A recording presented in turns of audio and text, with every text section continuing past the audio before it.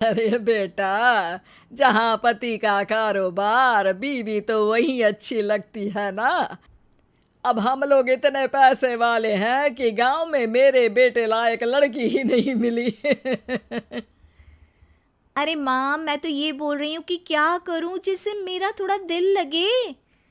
अरे बेटा, मैं भी शहर की थी। यहाँ आकर मैंने गांव में स्कूल खोल लिया। बच्चों को पढ़ाती थी तो मन लग जाता था। तू भी कुछ देख ले जिससे गांव की बहू बेटियों का भला हो जाए और तेरे जमींदार ससुर जी का नाम भी हो जाए।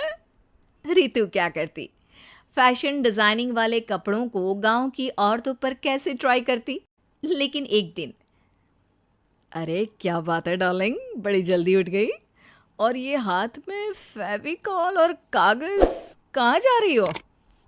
मैंने सोच लिया है कि मैं अपना फैशन बुटीक खोलूंगी।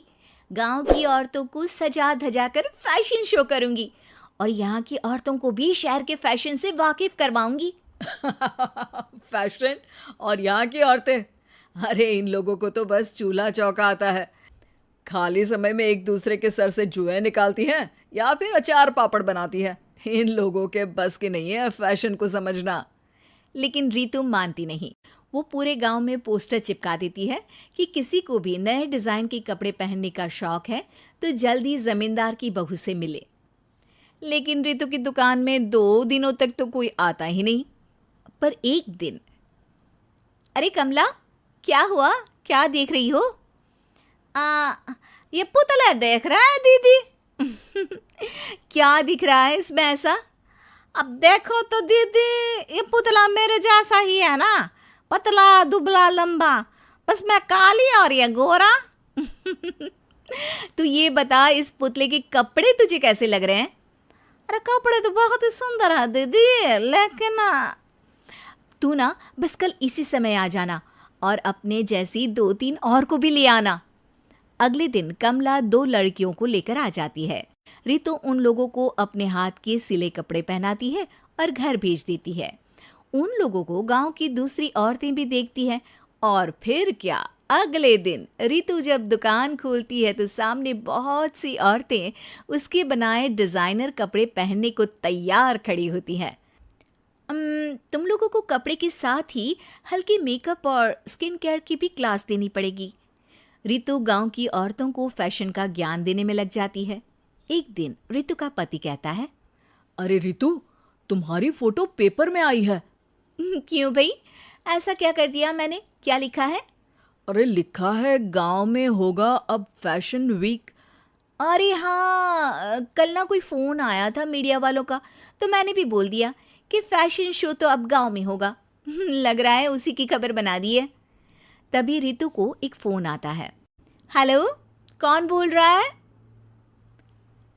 जी मैं काम्या बात कर रही हूँ, लुक में फैशन वीक से। हम लोगों ने आपका काम देखा। हम शहर वर्सेस गांव का फैशन थीम में एक फैशन शो आपके गांव में करना चाहते हैं। अरे वाह, ये तो बहुत ही अच्छी बात है। मैं अपनी मॉडल्स के साथ शो में हिस्सा ज़रूर लूँगी। बस अब क्या था। वो दिन भी आ जाता है जब रितु की गांव की गोरी शहर की छोरी के साथ स्टेज शो में हिस्सा लेती हैं। शो के बाद, अरे आपकी वो जो कलेक्शन है ना, मैं उसकी पूरी सीरीज खरीदना चाहती हूँ। सच में आपने वो कपड़े डिजाइन करे जो आज के लोग आसानी से घर और बाजार में पहन सकते हैं। और बजट में भी है। हम भारतीयों के लिए तो ये डिज़ाइन बेस्ट है जी। वैसे आपने क्या सोचकर ये कपड़े बनाए और आप इसे कितना आगे और लेकर जाना चाहती हैं?